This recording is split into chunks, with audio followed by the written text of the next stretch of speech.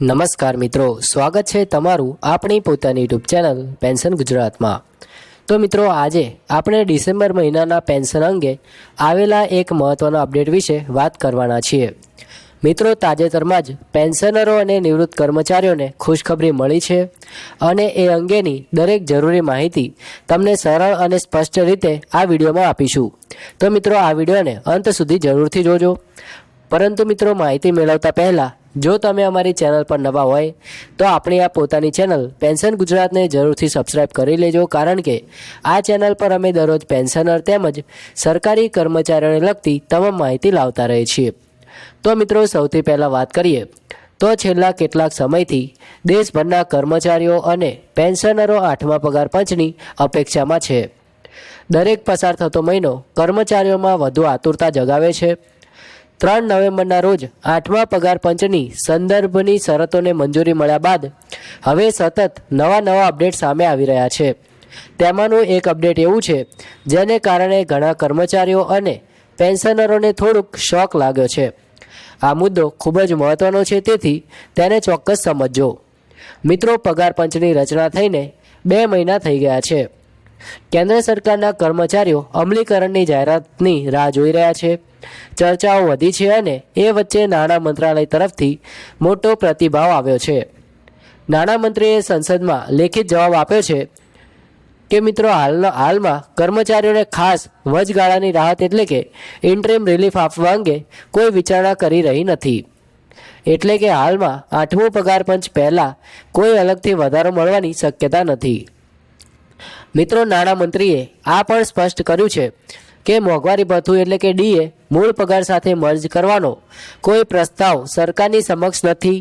જ્યારે સરકારી યુનિયનો તરફથી લાંબા સમયથી માંગ છે કે મોંઘવારી વધી રહી હોવાથી 50% ડીએ મૂળ પગારમાં મર્જ કરીને નવું પગાર નક્કી કરવામાં આવે। મિત્રો, હાલની પરિસ્થિતિમાં ફુગાવો 3 દાયકામાં સૌથી વધુ હોવાનું માનવામાં આવે છે। કર્મચારી સંગઠનોનું કહેવું છે કે હાલના ડીએ અને ડીઆરના સુધારા ફુગાવાની ગતિ સાથે મેળ ખાતા નથી, તેથી તેમની માંગ છે કે ઓછામાં ઓછી 50% ડીએ મર્જ થઈને નવો પે સ્કેલ તૈયાર થાય। આ સાથે જ સોશિયલ મીડિયામાં અનેક મેસેજો વાયરલ થઈ રહ્યા છે કે નિવૃત્ત કર્મચારીઓને નાણાં અધિનિયમ 2025 મુજબ હવે ડીએનો વધારો નહીં મળે અને ભવિષ્યમાં પગાર પંચના લાભો પણ બંધ થઈ જશે। આ મેસેજથી પેન્શનરોમાં ભય ફેલાયો હતો, પરંતુ સરકારે આ વાતને સંપૂર્ણપણે ખોટી જાહેર કરી છે। સરકારે સીધી રીતે કહ્યું છે કે આ તમામ દાવાઓ ફેક અને મિસલીડિંગ છે। મિત્રો, સરકારની સ્પષ્ટતા એવી છે કે નાણાં અધિનિયમ 2025 એવો કોઈ નિયમ નથી લાવી રહ્યું જે પેન્શનરોનો ડીએ વધારો કે આગામી પગાર પંચના લાભ બંધ કરી શકે। માત્ર કેટલીક ખાસ કિસ્સાઓમાં, જેમ કે ગેરવર્તણૂકના કારણે બરતરફ કરાયેલા પીએસયુ કર્મચારીઓ માટે CCS રૂલ્સ 2021 હેઠળ ફેરફાર કરવામાં આવ્યો છે, પરંતુ સામાન્ય પેન્શનરો અથવા તો કેન્દ્રીય કર્મચારીઓ માટે કોઈ લાભ બંધ થવાનો નથી।